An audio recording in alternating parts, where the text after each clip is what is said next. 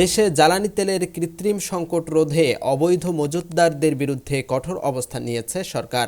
এখন থেকে জ্বালানি তেল অবৈধভাবে মজুত করার সুনির্দিষ্ট তথ্য দিতে পারলে সংশ্লিষ্ট ব্যক্তিকে পুরস্কৃত করা হবে বলে জানিয়েছে বিদ্যুৎ, জ্বালানি ও খনিজ সম্পদ মন্ত্রণালয়।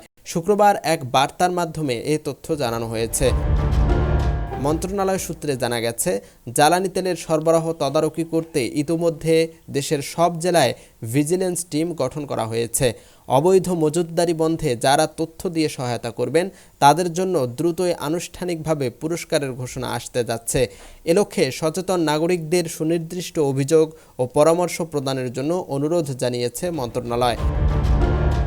এদিকে অবৈধ মজুতদারি রুখতে মাঠ পর্যায়ে সাঁড়াশি অভিযান শুরু হয়েছে। এরই অংশ হিসেবে শুক্রবার চট্টগ্রামের পতেঙ্গায় অভিযান চালিয়ে ৩০টি ড্রামে অবৈধভাবে মজুত করা আনুমানিক ৬,০০০ লিটার ডিজেল উদ্ধার করা হয়েছে। মন্ত্রণালয় আরও জানিয়েছে, জ্বালানি খাতে শৃঙ্খলা বজায় রাখা, সরবরাহ ব্যবস্থা স্বাভাবিক রাখা এবং অবৈধ মজুত প্রতিরোধের লক্ষ্যে জেলা প্রশাসন এখন কঠোর অবস্থানে রয়েছে।